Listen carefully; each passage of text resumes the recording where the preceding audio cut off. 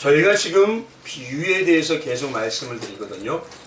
근데 비유를 옆으로서 말하면 어떤 거냐면 천국과 천상의 의미를 깨닫게 알게 하기 위해서요. 예수님께서 지상의 삶의 스토리로 말씀해 주시는 내용입니다.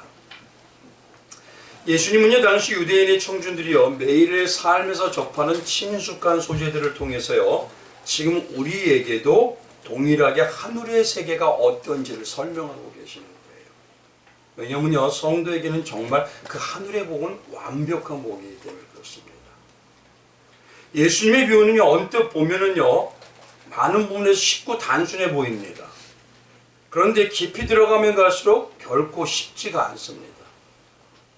왜냐하면 시작은 쉽게 하면서 이 땅으로 할지 모르지만 궁극적인 목적의 방향은 뭐냐면 이 땅이 아니라 우리가 거기를 사모하고 바라보고 기쁨으로 추구하는 자로 만드는 것이기 때문에 그렇습니다. 그러니 모르는 것을 사모하고 기쁨으로 만족할 수는 없잖아요.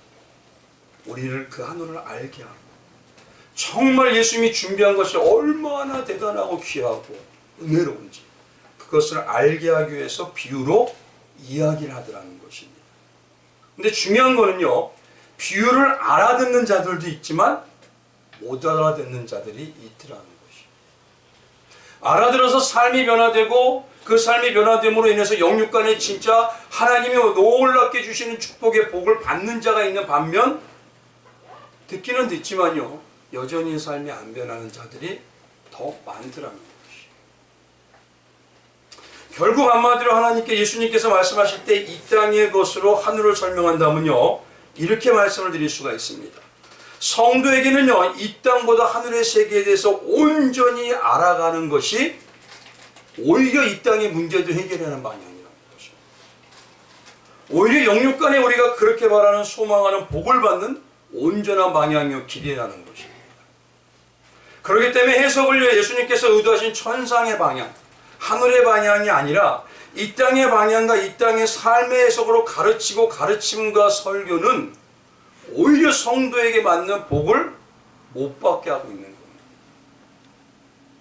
근데 세상의 것을 너무도 얘기하기를 원하더라고요. 한번 보십시오. 본질적인 것을 알아야 거기에 능력이 갖춰지는 거죠. 오히려 이 땅의 세상적인 가르침과 설교는요, 예수님의 뜻과는 전혀 맞지 않은 인본주의적인 해석입니다. 그러니 영육의 깊이의 의미를 알 수도 없고 신앙이 점점 또 헤매게 되는 거예요. 분명히 들은 것 같은데, 분명히 살았던 것 같은데 다시 이건 뭐지? 그렇게 될 수밖에 없어요. 특히 성도가요, 신앙과 말씀을 예수님의 뜻대로 온전히 해석하기 위해서요, 조심해야 될 개념이 있는데 뭐냐면 그게 바로 선입견입니다. 세상에도 선입견이 있는데 영적으로도 선입견이 있어요. 그래서 대부분은요, 세상 사람들은 어떻게 하냐면 사람을요, 어떻게 보니까 내면을 먼저 볼까요? 외면을 먼저 볼까요? 외적인 모습과 외적인 것을 보고 사람을 판단합니다. 그런데 어떻게 놀라운 것은요, 어떤 사람은요, 곱상하고 부드러워 보여요. 근데 오히려 친근해 보이는데 그 사람은 정말 위험한 사람. 반면에 어떤 사람은요, 산적 같아요. 저처럼요, 우락부락합니다. 근데 그 내면은 부드럽고 사랑과 은혜가 넘치는 자들도 있습니다. 그래서 성도님들이 올바른 신앙에 대해서도요, 선입견이 적용이 되면 어떤 방향으로 가장 나타나는 게 맞냐면 교회의 외모를 보고 판단을 해요. 교회가 저렇게 크고 사람들이 많고 재정이 풍성한 거면 하나님의 교회의 신앙이 맞기 때문에 축복한 거 아닙니까? 근데 만약에 그렇다면요, 예수님 당시에 예수님은 가난했습니다. 예수님은 머리 둘 곳이 없었어요. 하늘의 새도 있고 집에 땅에 있는 개새끼도 다 집이 있는데 예수님은 머리 둘 곳이 없다. 오히려 예수님 당시에요, 정말 그들이 그런 외적인 모습으로 외적인 것을 평가한 게 맞다면 예루살렘 성전에 거해서 봉사하는 제사장들과 서기관들과 바리새인과 사두개인들이 오히려 맞습니다. 그들은 어마어마한 어떤 모습에는 부자부동이 당시에 전 국민에서 5% 안에 드는 사람들이 다 그들이에요. 나머지 95%는요 극빈층입니다. 그러나 성경에는 그들을 예수님께서 뭐라고 말씀하시냐면 마태복음 12장의 34절에 뭐냐? 독사의 자녀들아. 독사의 자식들아. 마태복음 23장 25절에는요. 전체가 뭐냐면 이렇게 얘기해요. 화 있을진저라고 얘기를 하시죠. 그래서 사람들이 하는 말 중에요. 뭐라고 얘기하냐면 어떻게 사람이 저렇게 생길 거나 다르게 저럴 수가 있지? 이게 뭐냐면 내 안에 벌써 선입견이 있다는 거예요. 그래서 우리가 TV를 보던가 많은 걸 보면요. 연예인이나 공인들이요. 우리의 생각과 다른 면 때문에 놀라기도 합니다. 이쪽으로 너무 잘생겼어요. 너무 멋있어요.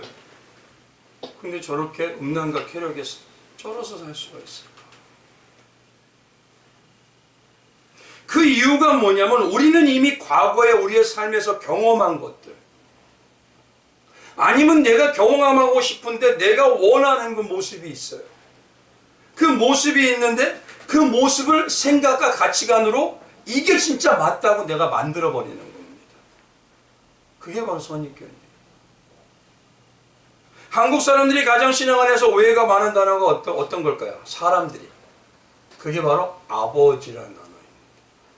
각자마다 아버지의 모습이 있죠. 저도 아버지의 모습이 있거든요. 참 어떤 데 보면 저희 아버지는 어떻게 그렇게 그냥 마음대로 막 사시다가 어떻게 저렇게 바뀌었는지.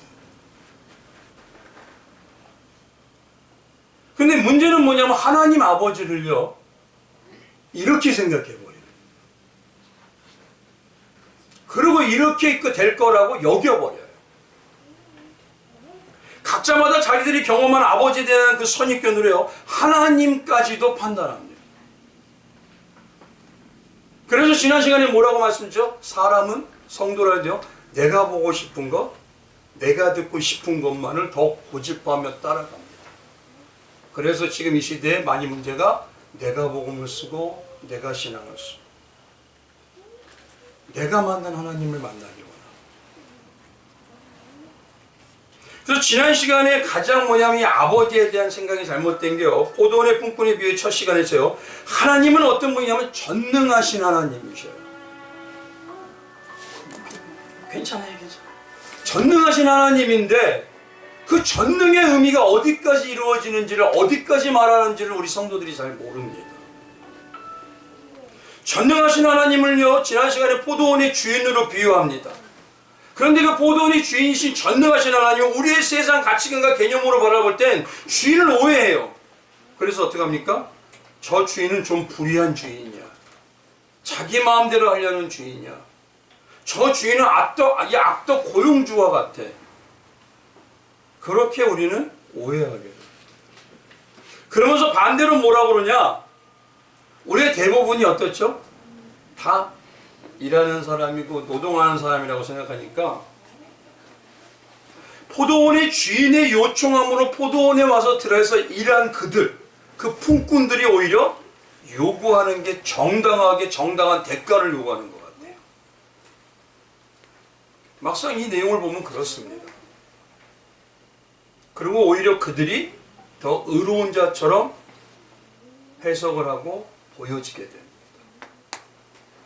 그게 바로 우리의 신앙의 지금 현실이에요. 이미 우리는요, 성경의 말씀의 주인공은 누구십니까? 하나님이라는 걸 이미 배워서는 압니다. 그러나 우리 안에 체득이 되고 습관이 된 건 뭐냐면 품꾼 같은 우리가 주인공이 되어버리고 있어요. 그러니 우리 중심의 신앙이 되어서요, 인간은 완전히 죄인이라고 얘기하기 때문에 나오는 건 죄밖에 없다고 하는데도 여전히 우리는요, 우리가 스스로 믿을 수도 있고 우리가 정당하게 살 수도 있고 우리가 의롭게 살 수도 있기 때문에 교회 안에서 어떻습니까? 차등의식이 넘잖아요. 나는 저보다 낫다는 거예요. 근데 그런 해석이 인본주의입니다. 하나님이 목회를 시켜서 몇십 년 한 것도 은혜이고 감사해요. 바울이 말하지 않습니까? 그렇게 선교에 많은 어려움을 당하면서도 그가 선교할 수 있던 것도 나의 나던 것은 누구의? 하나님의 은혜로다.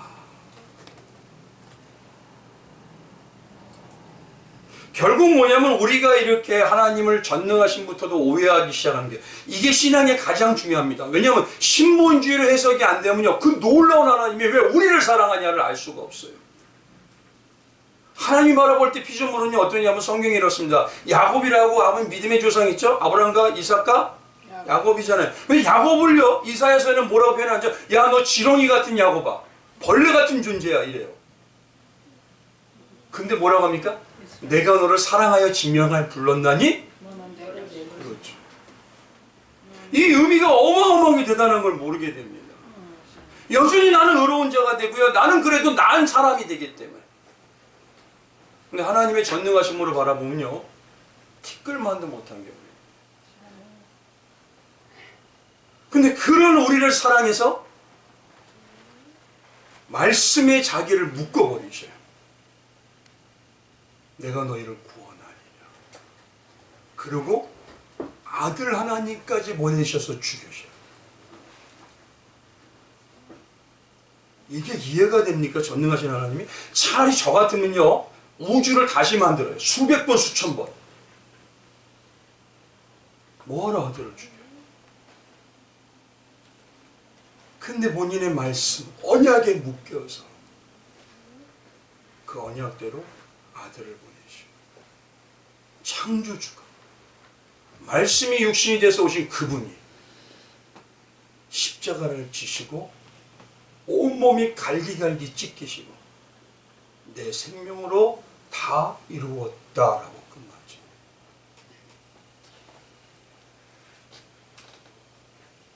그러니 우리는요 너무도 지금 이 시대에요 스스로 내 가치관으로 하나님의 전능하심도 해석하고 있어요. 그러니 우리가 잘못하면요 어떻습니까? 하나님도 잘못했다고 판단하기도 합니다. 하나님 왜 그러셨어요? 하나님 성경에 왜 그렇게 하셔요?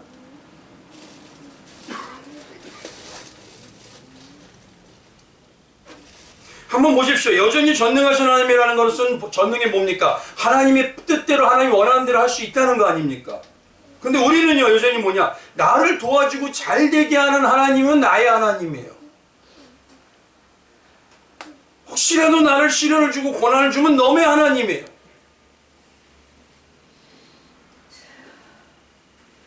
그러니 신앙이 어떻게 되니까 내가 골라서 먹기 식으로 해버려요. 나 힘들지 않은 거. 예전에 같았으면 제가요 어렸을 때는 성도님들이 어려운 걸 더 하려고 해요. 솔직히 주방봉사 같은 건요 쉽지 않습니다. 100명 정도 되면요 온몸이 파김치가 돼요. 그런데도 더 어려운 걸 해요. 더. 왜요? 내가 은혜 받은 자. 근데 어느 순간부터가 뭐냐면 왜 나만 이런 걸 하지? 이렇게 바뀌어버렸어요. 그렇기 때문에 가장 중요한 건 뭐냐면요 올바른 신앙의 시작, 올바른 성경 해석의 중심은요 전능하시고 창조주이신 하나님을 아는 것부터가 시작되는 겁니다. 그래야 그 전능하신 하나님 우리를 살리기 위해서 아들을 보내신 그 놀라운 은혜, 이건 상상이 안 되는 겁니다. 전능하신 하나님에 대해서 우리가 자꾸 오해하는 거예요. 이겁니다. 전능하시다는 건 뭐냐면요 누구의 허락도 필요가 없어요. 누구의 도움도 필요가 없습니다. 내 뜻대로 내 멋대로 하는 겁니다. 그리고 나는 그걸 다 해낼 수가 있어요. 전능이라는 게. 예를 들어서 우리를 잘 쓰시다가 버려도 피조물은 할 말이 없는 겁니다. 우리에게 다 준다고 하다가 안 주셔도 아무것도. 그래도 우리는 할 말이 없는. 그게 전능이에요. 근데 아들까지 주시면 내가 다 주시겠다고 하잖아. 너는 내 상속자다. 그래서 지난 시간에 극장적으로 말씀드릴 게 뭐냐면 성경 말씀 우리가 묵상한다는 건 뭐냐면 우리가 말씀을 통해서 들어가도 복을 받고 나가도 복을 받는 이런 복 받는 게 찾는 게 아니라 하나님의 뜻, 하나님이 우리가 보기에도 불의해 보이고 이상해 보여도 그것이 하나님이라는 건 다 맞습니다. 이게 돼야 되는 겁니다. 그게 불의해 보여요. 하나님 성경이 어떻게 이렇게 하셨어요? 나머지 사람들은 왜 이렇게 하세요? 아브라함을 우리 모세를 저가시자고 왜 이스라엘 애굽의 사람들 다 죽여요? 이런 불의함이 있어도 그게 하나님의 뜻이라면 맞습니다. 이게 우리가 이걸 위해서 성경 묵상하는 거예요. 기도할 이유는 뭘까요? 하나님, 하나님의 뜻대로 나를 복을 주시고 안 주시고 때때로 내 자녀도 하나님의 뜻대로 고난을 준다고 하더라도 한국의 어머니 아버지들은요 자녀 얘기만 나면요 이 핏대가 올라가요. 근데 하물며 그렇게 하셔도 하나님이 그를 사랑하셔서 만드심을 믿사오니 욥같이 그렇게 고난을 줘도 만드심을 믿사오니 주님의 뜻대로 하시면 다 맞습니다. 이게 우리의 기도가 돼요. 그리고 그가 전능하신 하나님을 알고 있는 거예요. 이 진리가 회복돼야지만요 성경을 해석하는 눈이 바뀌어버립니다. 오늘 본문 말씀에서의 본문의 내용도 포도원의 품꾼이지만요 이 내용도 포도원의 품꾼이 제목이 아니라 포도원 주인의 비유의 품꾼이 비유 내용입니다. 이게 그러니 전능하시고 창조주라는 걸 알게 되면요 포도원의 주인이 써주신 것마도 얼마나 감사한지 얼마나 귀한지 그 주인이 자기 마음대로 하려는 것 같고 악덕 고용주와 같다라는 생각이 아니라 써주신 것만 해도 감사하다는 걸 이제 느끼기 시작합니다.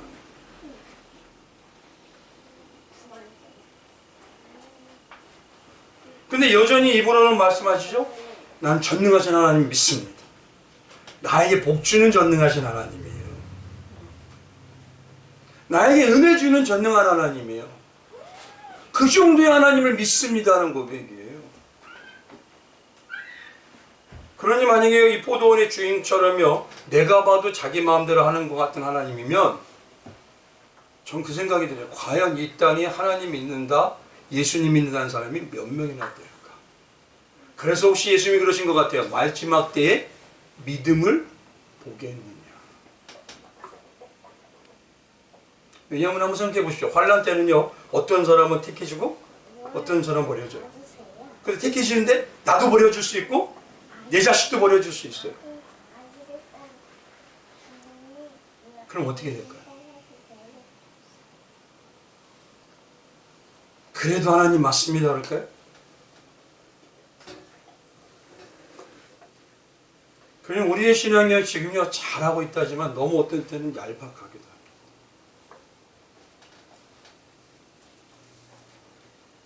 오늘은 두 번째 시간으로 이겁니다.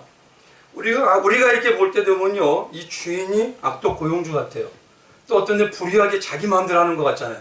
그렇다면 오늘 보고 싶은 건 뭐냐면 이 품꾼들이 정말 정당한 요구를 하는 자들로 우리는 보여지지 않습니까? 그럼 그들이 정말 정당한 요구를 하는 자일까? 그들이 정말 자기들이 맞다고 하는 게 그게 우리가 볼 때는 저 사람들이 요구하는 게 맞잖아. 아침부터 온 사람은 더 받아야 되잖아. 이게 일반적인 세상의 가치관으로 이게 맞는 거거든요. 현실적으로는요. 그러면 정말 여기에 본문에 나타난 그들이 요구한 게 정당한 요구일까? 그들이 정말 올바른 걸까? 이거에 대해서 오늘은 말씀을 드리기 원합니다. 오늘 먼저 본문에서요 유의해서 할 구절이 뭐냐면요 포도원 주인이 품꾼들에게 이렇게 말합니다. 15절 한번 가보십시오. 이게 포도원 주인은 누구라고 했죠? 비유를 하면요 하나님이잖아요. 하나님이 품꾼들을 이렇게 표현하는 거예요. 15절 같이 시작. 내 것을 가지고 내 뜻대로 할 것이 아니냐. 내가 선함으로 내가 악하게 보느냐. 나는 뭐다? 선하다. 너는 지금 하나님이 딱 찍어버리는 거예요. 너 악해. 본문에 답이 다 나와 있습니다. 그 무엇을 보고 이 주인이 품꾼들에게 너 악해라고 하는 걸까요? 왜 이렇게 악하다는 이 말은요 영적으로 비유하면요 사단과 같다는 점입니다. 왜 그럴까요? 뭘 보셔서? 포도원의 이 품꾼의 비유는요, 시기가 언제라고 나타나 있지가 않습니다. 그러나 일꾼을 부를 때가 되면요, 보통 이스라엘은요, 6월에서부터 9월까지 수확이 되고 포도가 익어갑니다. 그러면 이때가 언제냐면 추수 때라는 소리예요. 영적으로 추수 때라는 데는 대충 어떤 때는 알겠죠? 근데 이때 포도원의 주인은요, 이른 아침에 나갑니다. 당시 유대인들의 시간은요, 해가 뜨는 때를 0시로 봐요. 0시. 그리고 지는 때를 12시로 봅니다. 그래서 12등분으로 계산을 해요. 주인은 이른 아침 일찍 우리 시간으로 말하면 6시에요. 인력시장으로 가는 겁니다. 장터. 거긴 장터가 인력시장이에요. 그리고 한 데나리온씩 품삯을 약속하고 포도원으로 들여보냅니다. 근데 또 일꾼이 부족했던지 3시부터 곧 3시라 그러니까 제3 3시니까 아침 9시에 또 장터로 나갑니다. 근데 오늘 본문에는 뭐라고 했냐면요. 9시에 제3시에 갔더니 거기에 뭐하고 있는 사람? 놀고 서 있는 자들이 있더라라고 얘기합니다. 이제 이 말씀을 잘 기억하십시오. 그들도 불러서 포도원에 들여보냈는데 계속해서 제6시인 정오에도 또 제9시인 오후 3시에도 계속 나가서 일꾼을 또 부릅니다. 근데 이내요 제11시인 오후 5시 그들은 뭐냐면 6시면 해가 져버려요. 근데 5시에도 나가서 장터에 나가서 아직까지 일자리를 얻지 못하고 종일토록 놀고 있는 자들을 또 가서 찾아서 그들을 불러냅니다. 1시간입니다. 제가 만약에 지금으로 얘기하면 1일 노동자가 20만 원이라고 하면 1시간 남기고 20만 원을 쓸까요? 이제 이건 우리 현실적으로 생각하셔야 됩니다. 그럼 이제부터가 중요해요. 포도원의 품꾼의 한번 그림 한번 보여주세요. 이 고대 중동의 예수님 당시 유대 사회는요, 말씀드린 데 절대 다수가 빈곤층입니다. 95%예요. 어떤 사람은 극빈층입니다. 극히 소수만 부유층이에요. 그것도 성전에 관련돼서 일을 하는 사람들 외에는 다 빈곤층이에요. 우리가 자꾸 말할 때 이 시대 중산층, 중상층이라고 하죠. 이건 언제부터 나왔냐면 근현대사부터 나왔습니다. 중산층이라는 건 산업혁명이 되고 생산력이 급증하면서 근현대사에 뭐냐면 중간에 그래도 부유한 자리 나왔다는 게 바로 얼마 안 된 얘기예요. 몇천 년 동안 내려온 건 뭐냐? 극빈자와 부유층 이거예요. 극빈자는 95%, 부유층은 5%. 그러니 한번 생각해 보십시오. 이 극빈층의 이 빈곤층에 있는 사람들은 가장 시급한 게 뭘까요? 매일 먹는 한 끼 양식. 매일 먹는 한 끼 양식. 그러니 어떤 때는요, 이 사람들은요, 일이 없으면 며칠을 굶어요. 굶어 죽은 자들도 기록이 하면 있습니다. 많아요. 특히 유대인들이 유대교 입장에서는요, 도둑질하면 돼야 안 돼요. 하나님한테 저주받는다고 생각하니까 그들은 그럴 수도 없어요. 그냥 굶어 죽어요.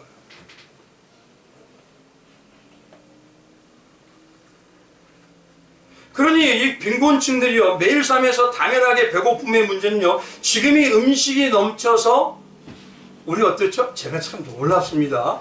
뷔페 같은 데 가도요, 몇 자루 먹고 난 다음에 아이 맛없어. 예전에 저희 애들한테 되게 제본이었어요.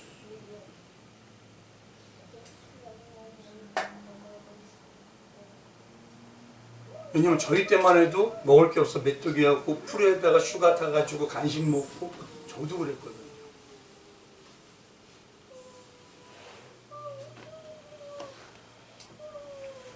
그러니 지금 음식이 넘쳐서 조금 먹다가 버리는 이 시대예요.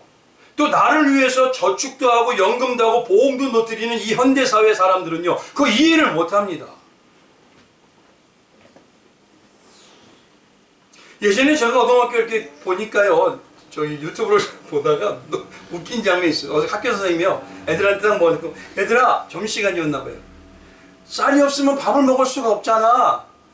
그러니까 아껴 먹어야 돼. 알았지? 그랬더니 아이들이 뭐라는 줄 아십니까? 4학년짜리가 에이 선생님 그것도 몰라요. 빵 먹으면 되지요. 피자 먹으면 되지요.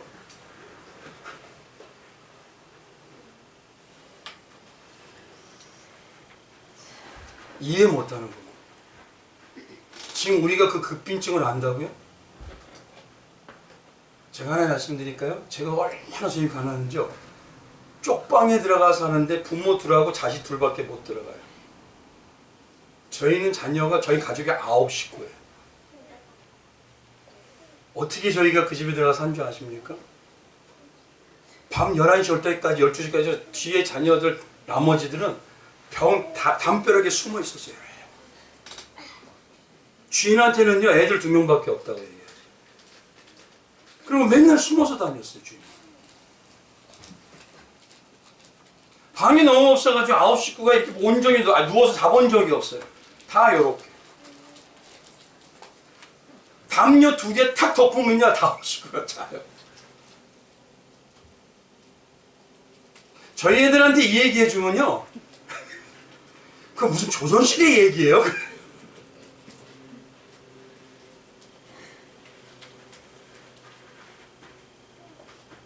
그러니 우리가 성경을 잘 보셔야 되는 게 요한복음 5장에 가보면요 예수님께서 오병이어 이후에 많이 남잖아요. 그래서 예수님을 따라서 강 건너까지 사람이 쫓아와요 막. 근데 예수님이 그들에게 뭐라고 하시는지 아십니까?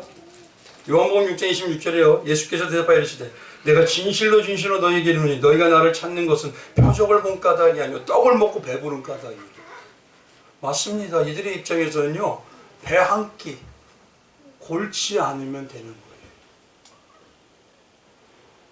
근데 문제는 예수님이 볼 때는 그 한 끼 골은 하셔도 천국을 아는 게 진짜 너희를 문제 해결하는 건데 그냥 이 시각이 맞지가 않는 겁니다. 전혀. 성도가 영육간에 하늘을 바라보고 하늘의 복을 완전하게 아는 게 이 땅의 문제도 해결되는 건데 여전히 우리는요 말로는 하늘을 보세요 그러는데 여전히 눈은요 이 땅이 받고 살아요. 이 땅의 문제들을 바라봐요. 이 땅의 불의한 걸 바라봐요. 사랑은 다 없어져요. 은혜는 다 없어져요. 내 안에서 뭐가 잊어버리는지 몰라요.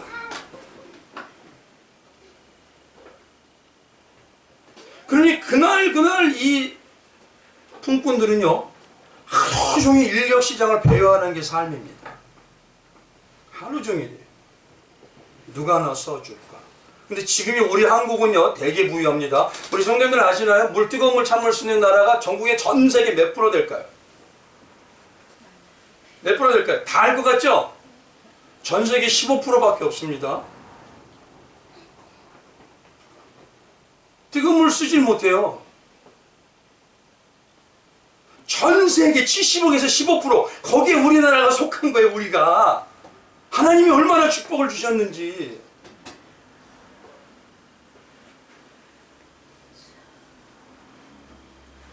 당시 그리고 얼마나 나쁜 주인들이 있냐면요 일은 하루 종일 뼈 빠지게 시켜놓고요 품꾼도 품도 되나려 하나 안 줘요.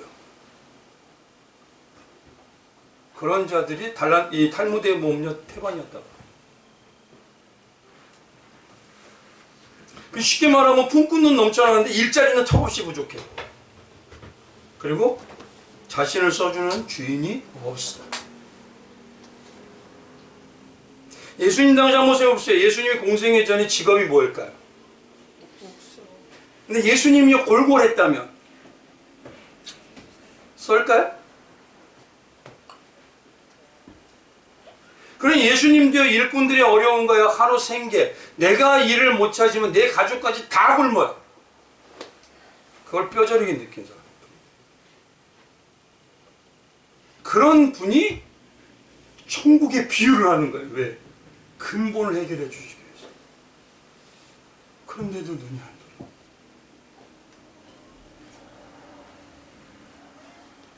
근데 지금은요 한국은 이렇게 복을 받았는데도 성도들이 전 놀라운 거 예배 드리는데 어느 교회를 제가 탐방 갔더니요. 의자를 딱 제치고 하고 손을 딱 놓고 극장 보듯이 놀랬습니다. 그 정도로 편한 예배가 어디 있죠? 지금 우리도 그렇잖아요.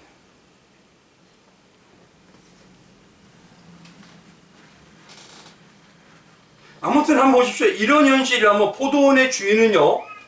어떤 자를 일꾼으로 부를까요? 포도원에 내가 주인이라면 쓸만한 일꾼 부르죠? 열심히 하는 일꾼 부르죠? 건강하고 체격이 좋은 일꾼 부를 겁니다. 그리고 일을 시키려면 아침부터 오랜 시간 일할 수 있는 자 부를 겁니다. 중간에 안 불러요. 근데 오늘 본문 말씀은 마지막 1시간 남겨두고 5번씩이나 와서 불러요. 주인이 이상한 건가요? 그럼 주인이 보니까 일꾼들이 부족해서? 아닙니다. 8절 한번 가보십시오. 주인이요 돈도 나눠주지도 않아요. 누구를 시켜요. 8절 한번 같이 보겠습니다. 시작. 저물매 포도원 주인이 청지기에게 이르되 품꾼들을 불러 나중 온 자로부터 시작하여 먼저 온 자까지 싹을 주라. 다 줘라. 명령만 하는 거예요. 그냥. 여기서의 중요한 게요. 청지기를 시킬 정도라면 재력은 어마어마한 겁니다. 자기가 계산도 안 해요. 청지기가 있다는 말은요. 그 집의 노예는 어마어마하다는 겁니다. 일꾼을 부를 필요가 없을 정도로 많다는 거예요. 결국은. 그러니까 일꾼 안 불러도 자기들 노예만 시켜도 끝나요. 이 주인은.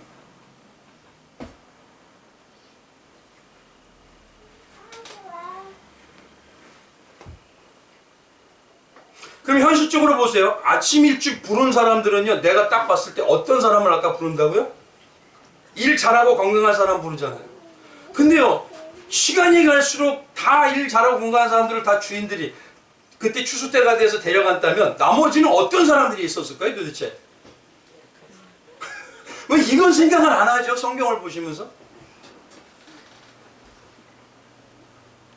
6시, 9시, 11시, 12시, 3시, 5시 갈수록 사람들이 건강한 사람들이 있을까요? 찌질이한 사람들이 있을까요?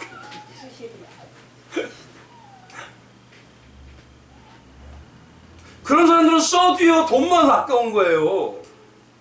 이제 극단적으로 얘기합니다. 저는 이게 숨기질 못하니까요. 제가 그렇게 해서 제가 막 어떤 때는 성경을 던지고 아버지 지금 내가 이렇다는 거예요. 저 그랬거든요. 근데 나중에는 맞아요. 저 그래요.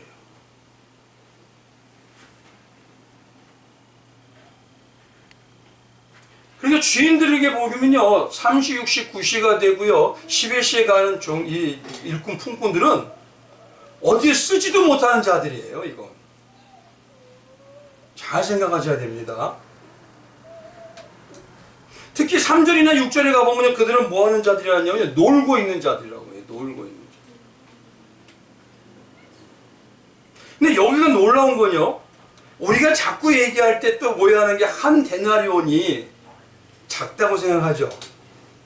그러면 이 한 데나리온을 4절에 한번 가보십시오. 4절에 보면요 품꾼을 부르는데 어떤 제3시에 부르는 품꾼인데 뭐라고 하나? 한번 같이 봉독합니다. 시작. 그들에게 이르되 너희도 포도원에 들어가라. 내가 너희에게 상당하게 주리라. 잘 보십시오. 포도원 주인은 누구라고요? 하나님이여 상당하게 준다는 거예요.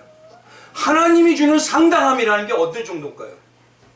우리는 말해볼 때 한 데나리온이 그 정도인데 처음에 부른 사람은 한 데나리온이잖아요. 그럼 두 번째 사람한테도 한 데나리온인데 이게 상당하다는 거예요. 하나님 보기에는. 근데 우리는 뭐라고 보냐면 한 데나리온은 한 데나리온 그거 뭐 이걸 구원으로 보세요. 하나님의 구원은 아들을 죽인 사건입니다. 우리는요 냉랭해요. 아니 뭐 그거 교회만 나가면 다 받는 거 이건 심각한 겁니다. 처음에 온 사람한테 한 데나리온이에요. 근데 두 번째 부르는 사람한테 상당하게 주리라. 주인이. 그럼 결국은 한 데나리온은 어느 정도 값? 내 아들 값이라는 소리입니다. 작아요?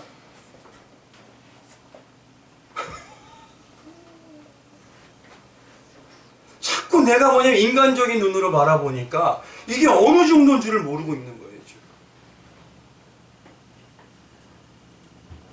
주인은 뭐라 하냐면 너가 일한 풍성하게 부족하지 않게 너가 느껴도 완벽하게 풍성하게 내가 줄 거야. 그게 한 데나리온.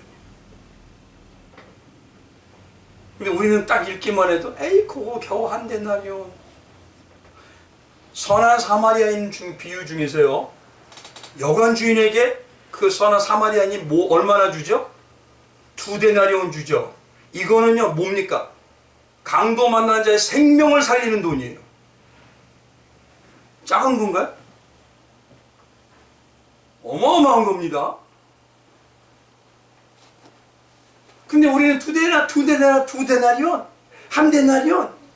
그래서 여기서 말씀이 예수님이 써놓으신 거예요. 상당한 보응을 내가 주리라. 이 말이 뭐냐? 너희가 생각하는 그 한 데나리온 작은 게 아니야. 내 목숨값이야.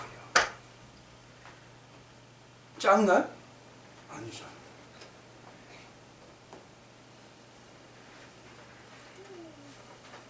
그러니 차라리 이 주인은요. 뒤에 가면 뭐라고 하죠? 일하는 사람들이 뭐합니까? 원망하죠. 아, 왜 원망을 들어요? 내 종들 쓰면 되는데. 내 노예들 쓰면 돼요. 근데 그 정도로 많은 분이 나가서 사람들 불러.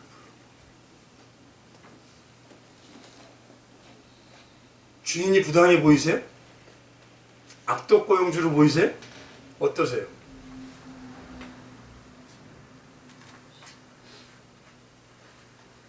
그런데도 우리는 여전히 주인을 판단합니다. 결국 이 말은 뭡니까? 우리는 하나님까지도 판단해요.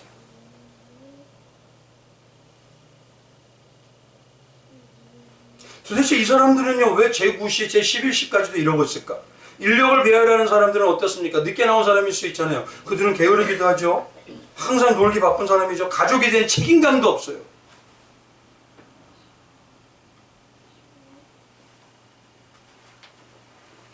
책임감이 있는 사람은요, 그렇게 살지 못해요.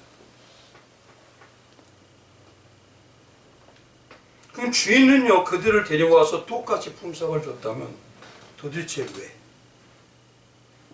오늘 이 내용을 이제 여기서부터 중요합니다. 성도요, 하나님의 일꾼으로 불러진 우리로 비유해 보세요. 우리는요, 마지막 때를 살아가는 하나님의 백성들이니까 언제라고 얘기할 수 있을까요? 제9시, 제11시예요. 맞죠? 본문상으로 보면요, 제11시 일꾼들은요, 불러주시지만 일할 수 있는 여건이 안 됩니다. 한번 생각해 보세요. 부르는데 20분? 준비시키는데 10분? 일 시키는데 10분? 얼마나 해요? 30분도 못 합니다. 그러면 여기서 이거를요, 우리의 신앙으로 비우냐면, 아침 일찍 부른 사람들은 우리보다 뭐냐면 어느 정도가 가까울까요? 초대교회 성도하고 가깝습니다. 초대교회 성도들은 아침 일찍 부르고요. 그들의 입장에서 제가 성경을 보니까 그들은 불만을 수없이 얘기하고 원망해도 당연해요. 이해가 돼요. 저는 이해가 되더라고요. 왜냐하면 그들은 얼마나 힘들었는지요. 바울이 자기의 선교의 삶을 얘기할 때 이렇게 얘기해요. 고린도후서 11장이에요. 23절부터 그들이 그리스도의 일꾼이냐? 정수에 없는 말을 하거냐? 나는 더욱 그러하도다. 내가 수고를 넘치도록 하고 옥에 갇히기도 더 많이 하고 매도 수없이 맞고 여러 번 죽을 뻔하였으니 유대인들에게 40에서 하나 감한 매를 5번 맞았으며 3번 태장으로 맞고 1번 돌로 맞고 3번 파선하고 일주야를 깊은 바다에서 지냈으며 여러 번 여행해서 강의 위험과 강도의 위험과 동족의 위험과 이방인의 위험과 신의 위험과 광야의 위험과 등등 모든 위험은 다 당해봤어요. 그럼 한번 여쭤보겠습니다. 바울만 이랬을까요? 당시 이 삶은요, 초대교회 성도들은 대부분이었습니다. 사도들은요, 대부분이 다 뭐냐면 순교예요. 하나같이 다 고생스럽게 살다가, 예를 들어 볼게요. 첫 순교자가 야고보입니다. 그는 채찍에 맞고 십자가에 처형돼요. 마태는 에티오피아에서 창이 찔려서 죽습니다. 또 다른 야고보는요, 유대인들에게 돌로 맞아서요 순교합니다. 제가 볼 때 제일 네 번째 한 사람이 뭐냐면 마띠아가 순교거든요. 이 마띠아가 제일 불쌍해요. 왜냐하면 마띠아는 예수님이 처음부터 쫓아다니긴 다 했어요. 그리고 다 일을 했어요. 그런데 언제 이 사람이 뽑히냐? 가룟 유다가 없어지고 이제 뭐냐면 교회가 순교할 때가 되니까 그때 뽑힌 자예요. 그리고 순교해서 죽습니다. 칭찬 한 번 못 받았어요. 결국 순교를 위해서 택한 자예요. 그리고 그도 동족에게 돌 맞아 죽었어요. 안드레도, 마가도, 베드로도, 바돌로메도 다 마찬가지예요. 바오는 로마에 가서 목에 잘려 죽잖아요.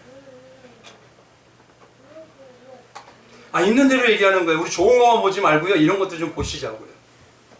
마지막에 성도들뿐만 아니라 바나바, 나이 많은 바나바까지도 아침의 일꾼 같은 그 초대교회 성도들은요, 하나같이 다 고난과 시련 겪어서 순교의 삶으로 넘어갔어요. 사도 요한은요, 정말 나이 말 때까지 밤모섬에서 뱀이 우글우글 되는 거예요. 근데 놀라운 건요, 이들은 어느 성경에도 불평과 원망을 해봐도 당연한 자들인데 그렇게 불평과 원망을 했다는 곳이 없어요. 오히려 아침의 일꾼들이 지금의 우리가 더 불평합니다.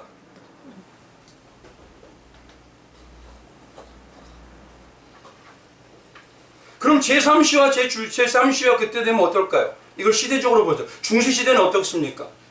캐톨릭계가 조금만 반다 해도 뭐라 하죠? 전 마녀다 그래가지고 마녀 화형시켜버렸습니다. 어마어마했어요 그게.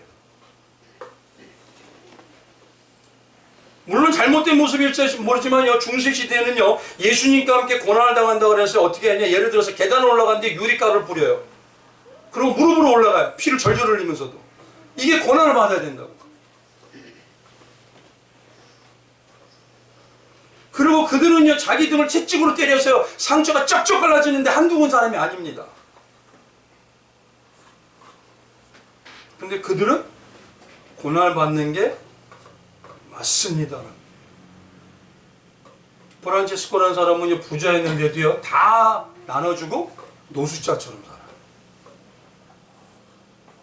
그들은 불평했단 말, 원망했단 말 없어요. 제9시와 10시라고 하면요 우리라고 할 수 있습니다. 근데 우리는 어느 때보다 성경 공부와 제자를 해서 성경을 많이 알아요. 이제 성경을 줄줄 외워요. 이제는 순교 없습니다. 바울이 말하는 것처럼 살 소망이 끊어지는 것 같고 사형 선고받는 것 같은 선교에 그렇게 어려움도 없어요.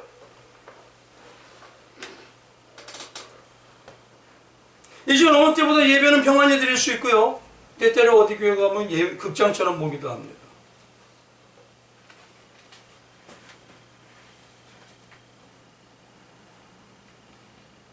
그런데 이 시대에 우리는 어느 때보다 비교가 안 돼 교회들마다 분쟁이 넘쳐요. 시기가 넘쳐요. 수근수근이 넘쳐요.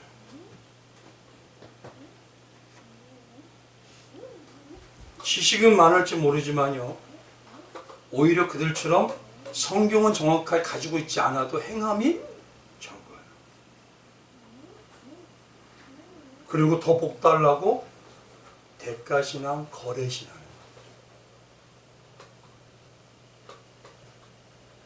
이제는 복도 어떻죠?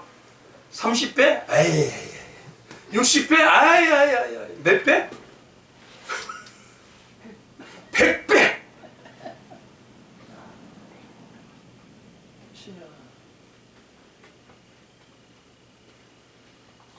어느 때보다 이 마지막 때를 살아가는 우리는요 그들에 비교하면은 일 많이 안 하는 거. 그런데도 골라요.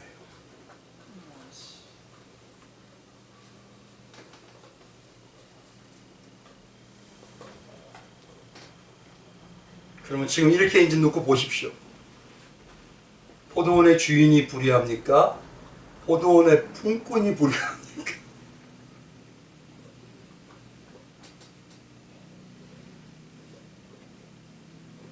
구시와 11시 같은 우리는요, 감사가 넘쳐요. 어떻게 우리 이렇게 써주시나? 기도할 때마다 감사의 눈물이 나와야 돼. 근데 어느 때보다 불평이 많아요.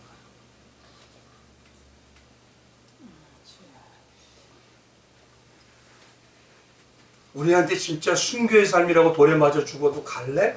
저 솔직히 물어보세요. 이 시대에 정말 몇 명이나 될까? 저부터도 못하겠다.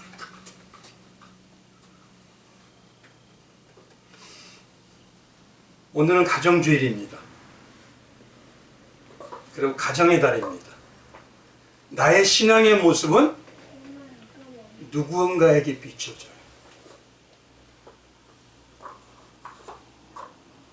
나의 신앙의 모습은 내 이웃과 내 가족과 내 자녀들에게 비춰져요.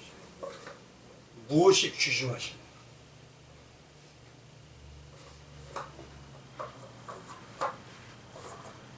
정말 우리 성도님들이 하나님께서 보시기도 너무 귀한, 내 마음을 어떻게 이렇게 잘 아냐라는 그런 성도님들이 되시고 품꾼들이 되시길 주님의 이름으로 축원드리겠습니다. 다음 시간에는요, 왜 주인은 아침부터 온 사람을 주지 않고 마지막에 온 사람부터 줬을까? 그리고 이 내용 속에 예수의 복음이 또 들어가 있어요. 이건 어마어마한 겁니다. 아까 말씀드린. 오늘은 옷만 띄워드렸어요. 오늘도 그 주님 만나시고 다시 뜨겁게 회복하시고 모든 도망을 이제는 버려주셨으면 좋겠어요. 우리가 버릴 수는 없지만 성령이 충만해야 되지만 좀 하나님, 세상에 나 하나님 빌거 되고 부자 되고 뭐하고 이거 구하기보다 하나님의 은혜 식은 거 이것 좀 하나님 주세요. 다시 이런 눈물을 흘리시는 우리 성도님들 되시는 주님의 이름으로 축원드리겠습니다. 그 모습이 우리 자녀들에게, 가족에게 보여지기를 주님의 이름으로 축원드립니다. 오늘 이 시간에 우리 한번 기도하겠습니다. 주님,